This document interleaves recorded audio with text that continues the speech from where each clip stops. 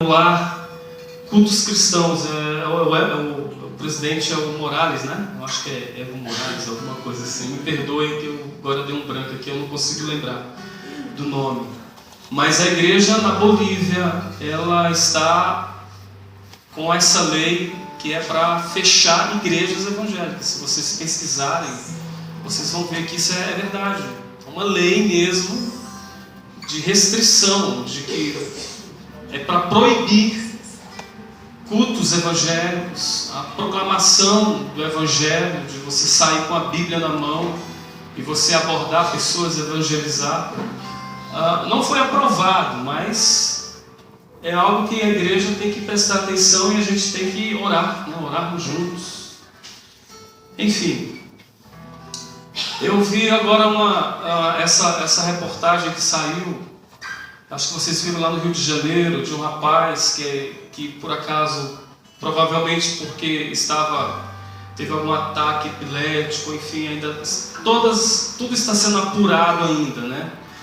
A questão é que ele perde o controle do carro, ele invade a calçada ali na orla, ali perto da praia, e um dos primeiros a serem atingidos é uma criança de alguns meses que está dentro de um carrinho, de bebê mesmo. E infelizmente veio a óbito, veio a falecer, muita gente ferida, muita gente machucada. E a questão é que havia ali gente da fé, gente cristã, gente que nem eu, que nem vocês. Poderíamos estar curtindo numa praia, curtindo um ambiente legal, e de repente eles não são melhor, eu não sou melhor do que eles, para dizer, não, aconteceu com eles, mas não aconteceria comigo. Não que eu não creia na intervenção do Senhor, não que Deus não seja poderoso para enviar seu anjo e nos salvar de tantas coisas. Aliás, eu acredito que no céu a gente vai dar de cara com tantas revelações de livramentos que a gente teve e que a gente nem se deu conta delas. E a gente vai se deparar com aquilo que né? Onde nós não estaremos mais nesse corpo corruptível, seremos revestidos de incorruptibilidade e estaremos diante daquele que aonde passado, presente e futuro nele, em Deus, são coisas que acontecem simultaneamente. Para nós, não. O passado para mim foi o ontem. Hoje eu vivo o presente, vivo a expectativa do amanhã, que é o futuro. Em Deus as coisas estão acontecendo simultaneamente. Para Deus não existe passado, presente e futuro. Ele simplesmente em todas essas eras, essas etapas. Ele é o Deus de Abraão, de Isaac, de Jacó. Ele não era, ele é. Abraão está existindo em Deus neste momento. Assim como o amanhã que a gente desconhece, para Deus já é fato realizado, consumado e acontecido. Ele não está preso, é um grande mistério. Se a gente viajar por isso, a gente fica... Por isso tem tanto papo teológico assim que eu, pessoalmente, eu até evito. Né? Eu até evito, sabe por quê? Porque eu apenas quero descansar no crer. E ele disse, Jesus poderia ter vindo e ter explicado tanta coisa.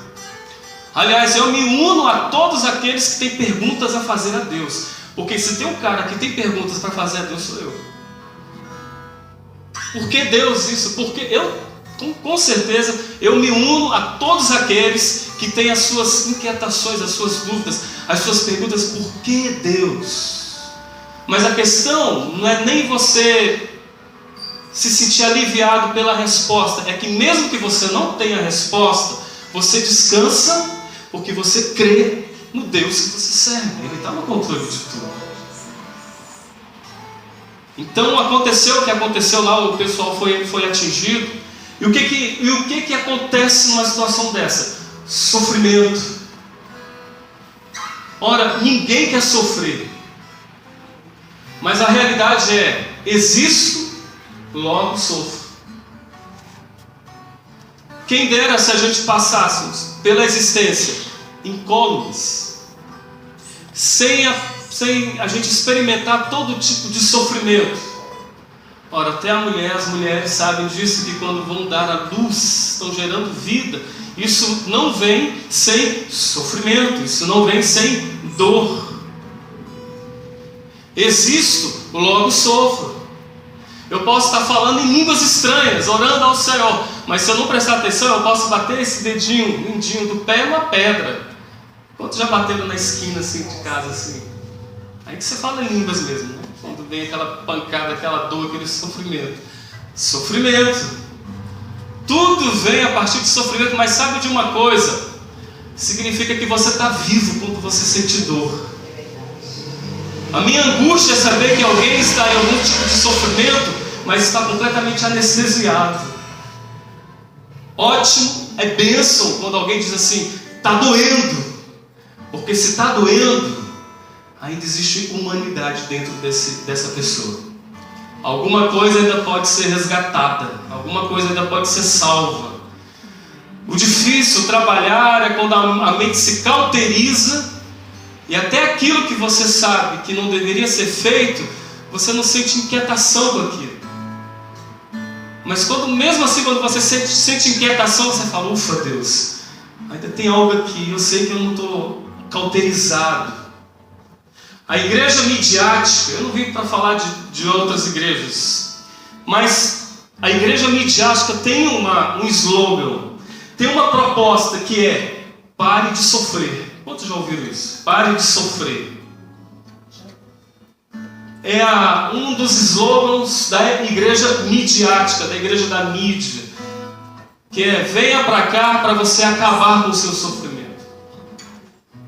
E aí nós nos deparamos com Paulo, que encontra Timóteo, escreve cartas para ele. Aliás, uma das coisas maravilhosas que a gente tem que ler, deveria ler, são justamente as cartas de Paulo a Timóteo, 1º e 2º Timóteo. Porque difere das outras, de Romanos, de Filipenses, de Efésios, porque essas cartas são tem aquela intenção de instrução, de explicar algumas coisas referentes à fé. Pense num TCC, pense num trabalho que você tem que fazer elaborado, tem as suas normas, tem as suas regras, você tem que fazer tudo direitinho, bem explicado. São essas cartas. Agora com Timóteo não, ele está escrevendo para um amigo. Para um amigo você não precisa de toda essa pomposidade. Para um amigo você não precisa dessas regrinhas básicas, não. Você, cara, e aí, como é que vai? Tudo bem? É mais ou menos isso. A carta de Paulo a Timóteo, ele está escrevendo a um filho, a um amigo. Paulo já era velho, já era ancião, ele está vendo um jovem. E ele nesse jovem via a potencialidade de um pastor, de alguém para cuidar de ovelhas, de alguém para estabelecer, criar fundamentos. E ele está cuidando desse filho dele. Ele tem Timóteo como um filho do coração, como um filho amado. Eu vou cuidar desse garoto. E a carta dele é a carta de um amigo. Da mesma forma como você escreve um e-mail, né? Cartas quase ninguém escreve hoje mais, mas a carta seria um e-mail hoje, onde você vai falar com alguém, você escreve ali de uma maneira quase que informal. E assim, essa maravilhosa carta de Paulo a Timóteo. E dentre tantas e tantas e tantas coisas importantes de um pai para um filho, espiritualmente falando, ele diz o seguinte: sofre comigo as aflições, sofre comigo, Timóteo. O chamado, as aflições de Cristo. A igreja midiática é: pare de sofrer. Paulo diz: Timóteo, sofre comigo. A minha pergunta para você é: quem é que está certo nisso aí?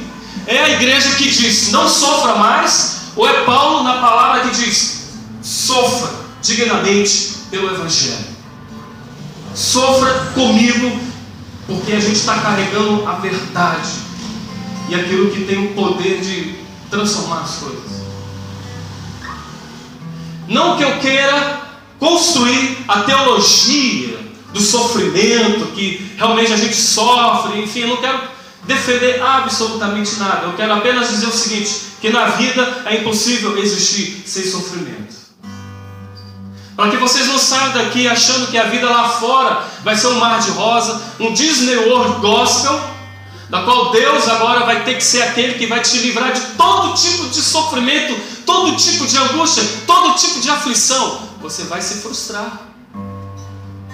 Jesus não nos enganou em relação a isso. Ele disse: olha, no mundo, no sistema caído, nesse aeon, vocês vão passar por aflições. Eu não nego, eu não vou esconder, eu não vou enganar ninguém. Vocês vão passar todo tipo de aflição. Mas apesar disso, ele nos diz: tem de bom ânimo, porque eu venci o mundo. Esse mundo da aflição já é um mundo vencido. E se eu venci, vocês também irão vencer. Eu tenho uma promessa, a marca da promessa, você tem a marca da promessa. Todos nós temos a marca da promessa de que nós vamos vencer o mundo.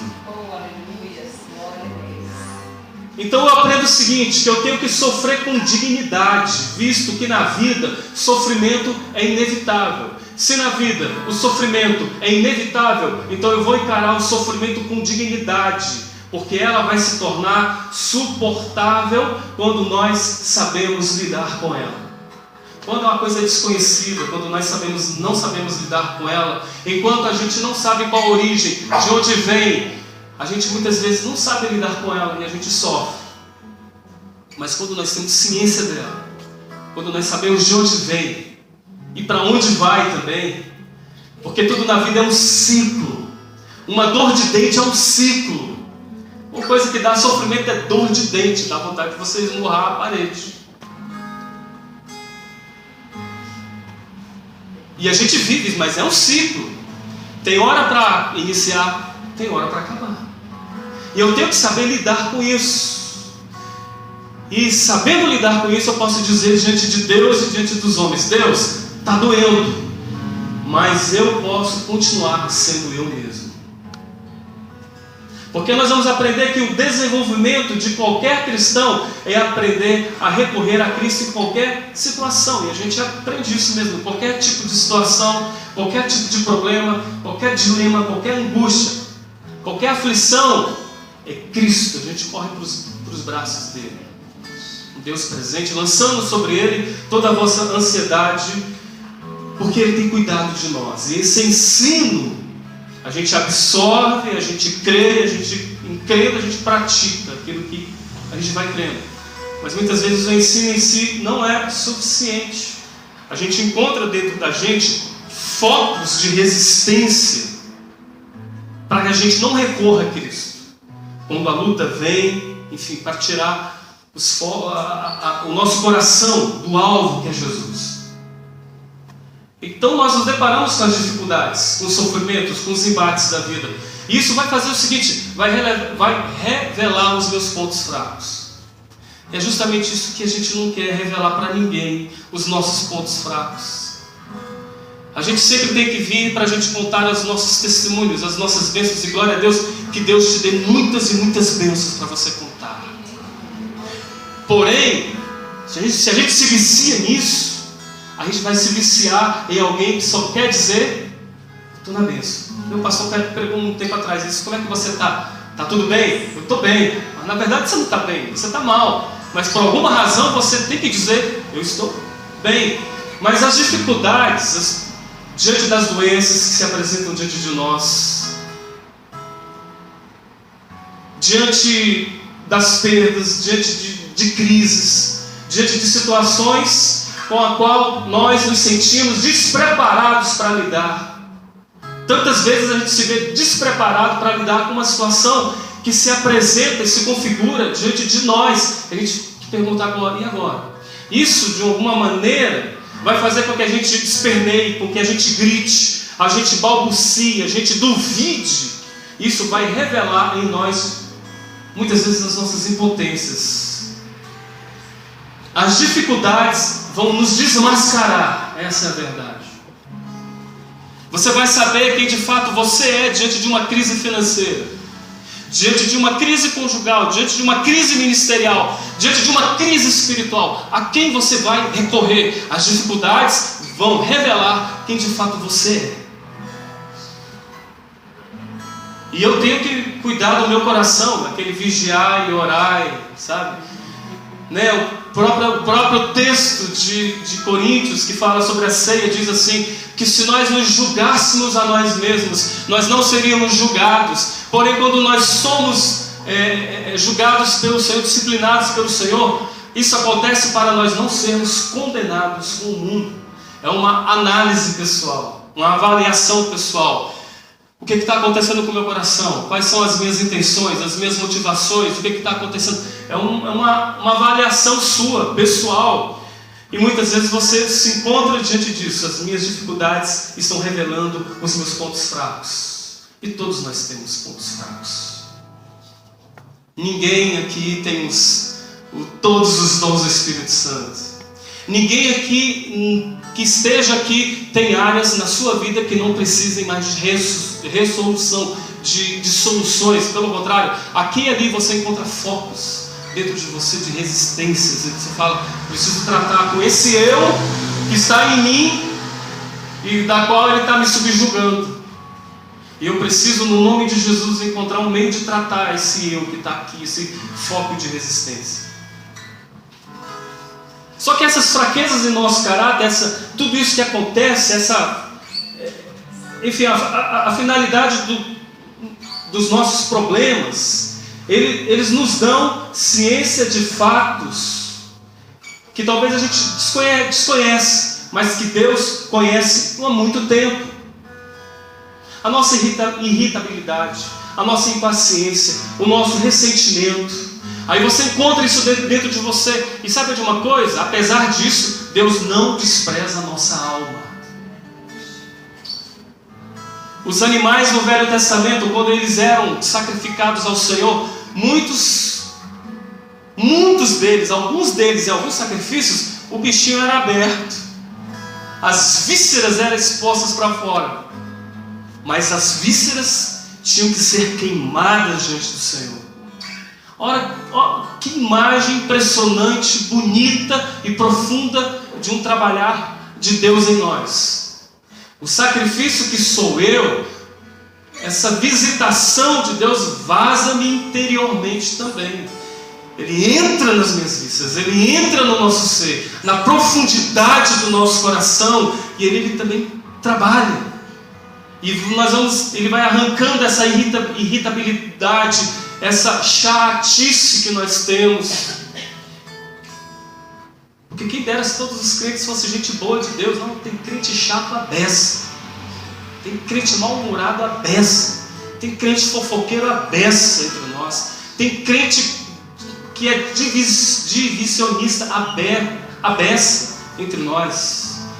Mas quando a gente encontra isso, não se espante consigo mesmo, porque Deus usa exatamente essa revelação desses pontos fracos na nossa vida para que a gente se torne dependente total dEle, completamente dEle. Você não está aqui diante de um ser perfeito, saiba disso.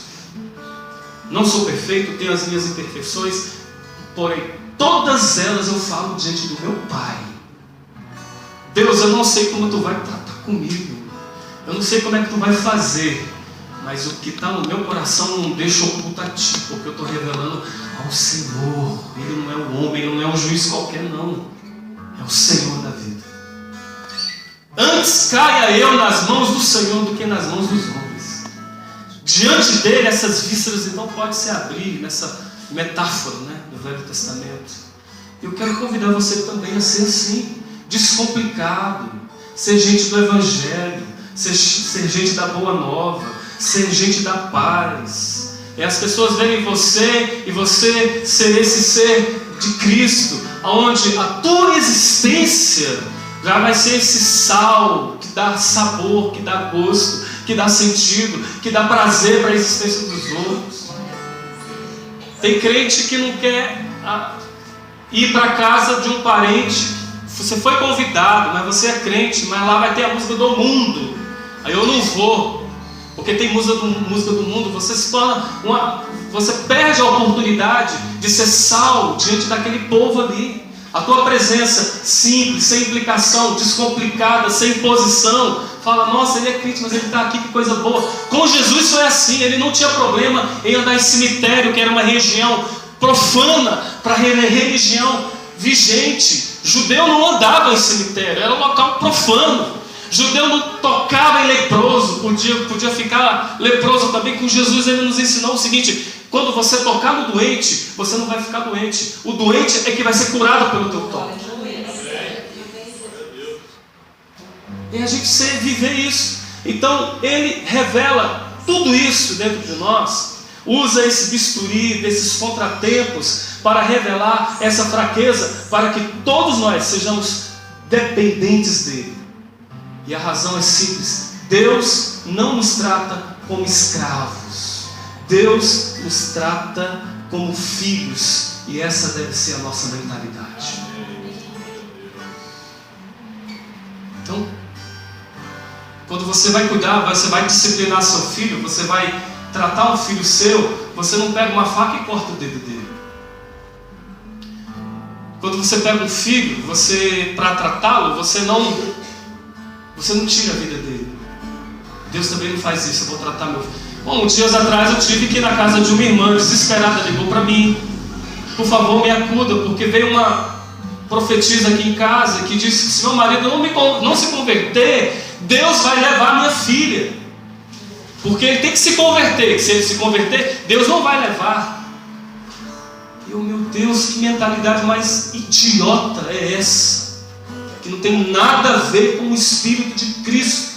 Se Deus leva essa criança, esse cara, ele vai ter mais ódio de Deus, porque esse tipo de imposição suicida, de morte, não gera devoção, não gera amor. Se eu te obrigar para qualquer coisa, isso não gera espontaneidade, isso não gera amor. Por isso que eu tenho que investir no exemplo. Eu tenho que levar você de outra maneira, mas não por isso, por esses caminhos. E Deus também não é assim. Então apenas eu digo, cuidado quando alguém dizer assim: olha, se não fizer assim, Deus vai levar, Deus vai pesar a mão, Deus vai isso. Vamos ter equilíbrio e cuidado quando a gente escuta isso. Deus não nos trata como escravos. Escravo, coitado, era terrível. Mas nós não somos escravos, nós somos filhos de Deus, co-herdeiros com Cristo Jesus. Amém? Ok, pastor, eu estou olhando para mim, fiz essa análise pessoal, e eu estou encontrando tudo isso dentro de mim. E o que é que eu faço agora? Pois é, permita que o Espírito Santo pegue tudo isso e trabalhe em teu favor, porque é possível. O teu aprimoramento, o resultado imediato dessas ações, aprimoramento, não vai ser ressentimento, é aprimoramento. Nas mãos de um Deus poderoso, todas as nossas ambiguidades, as nossas doenças, tudo aquilo que está dentro de nós, não vai nos enfermar, não pode nos fazer desistir da gente do Evangelho de Deus, vai gerar aprimoramento. Aí vamos abrir lá em 2 Coríntios, falar que nem o pastor Pepe, esse pastor não abre a Bíblia não, é? Não vai começar a pregar não abre a Bíblia não para ler? Eu já estou quase terminando já. A Bíblia é o livro, gente, a palavra é o conteúdo, é o que está no coração. 2 Coríntios capítulo 11,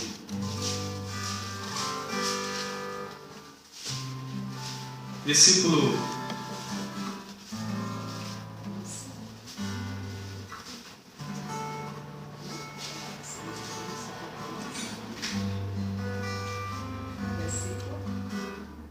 'Eu vou pedir perdão, 2 Coríntios 12, tá? 2 Coríntios 12, versículo 10.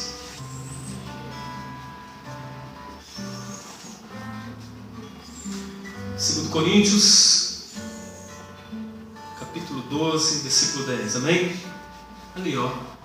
Pelo que sinto prazer nas fraquezas, nas injúrias, nas necessidades, nas perseguições, nas angústias, por amor de Cristo.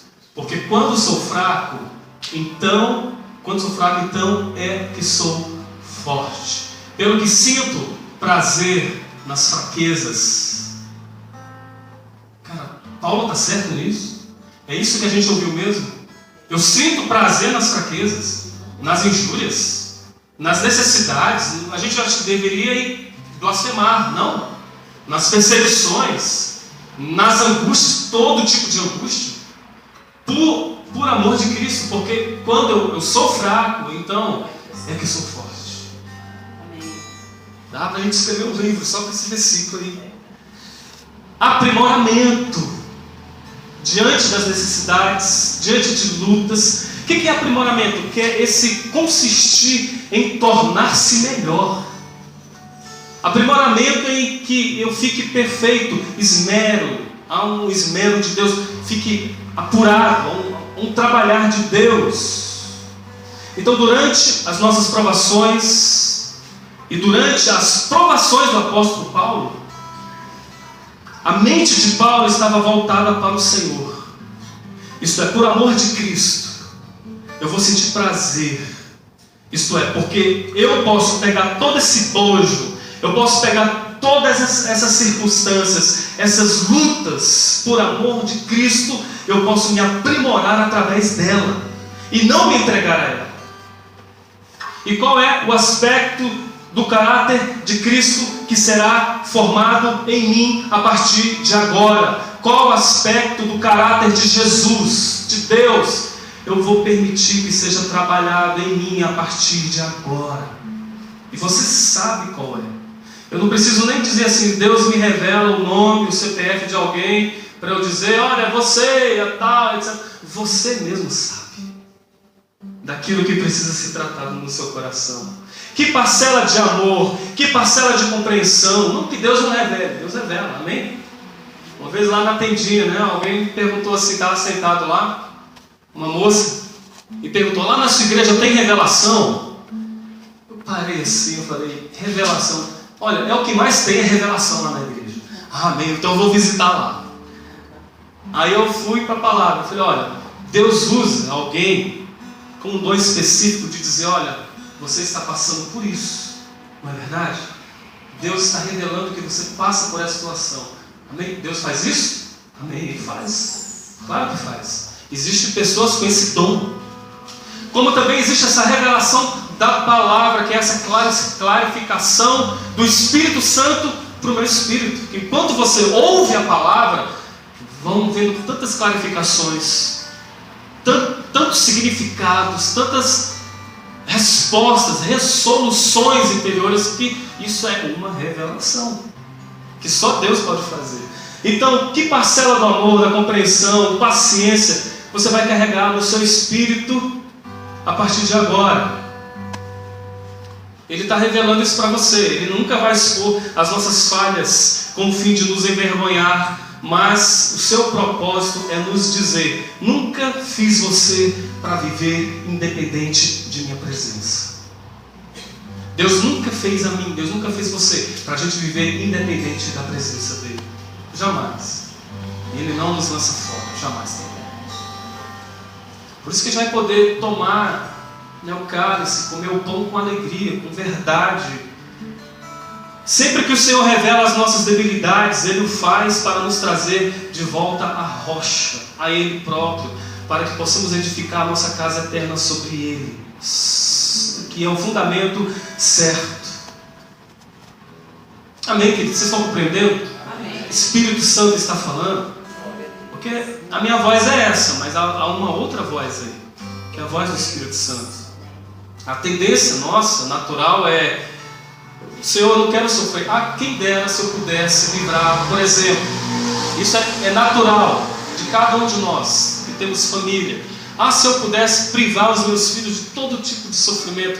Quem é o pai, quem é a mãe que não sofre quando vê o seu filho chorando porque cortou o dedo, ou porque vai tomar uma injeção, porque machucou a perna e está doendo e você está sofrendo junto?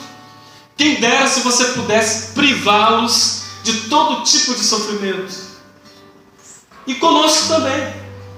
A nossa tendência também seria assim: ó, livra-me de todos os sofrimentos. Olha, há muitas tribulações e sofrimentos que realmente o Senhor nos livra.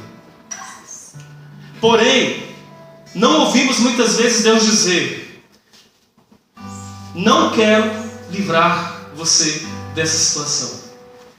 Às vezes nós não ouvimos, fechamos nossos ouvidos para essa resposta de Deus: eu não vou livrar você dessa situação. Pelo contrário, o meu desejo, diz o Senhor, é que você passe por ela. Porque o objetivo do problema não é que você fique livre do problema, mas que através do problema você se aperfeiçoe e você se aprimore por meio dele, como foi com Paulo. Então, muitos dos problemas, Senhor, me livra, me livra, me livra. Deus não está livrando. Então, tenha o discernimento. De repente, Deus deseja me aprimorar, aperfeiçoar através dele. O problema não vai se tornar maior do que mim mesmo. Foi o próprio Paulo que diz assim: olha, por causa das grandes revelações que eu tive, por causa dessa coisa de Deus comigo, parece que alguma coisa maligna estava acontecendo no coração dele. Deus envia o quê? O mensageiro de Satanás, o espinho na carne, que até hoje é discussão de teólogos para saber o que era isso. Para mim não importa o que era, para mim era o seguinte: era um Deus dando um recado para ele: eu trato você também, Paulo. Ele se engrandeceu, se ensoberbeceu. Deus envia o espinho na carne para que ele voltasse a ser ele mesmo, para que ele não se perdesse, para que a essência dele não se corrompesse. Não, eu quero que você continue sendo esse Paulo.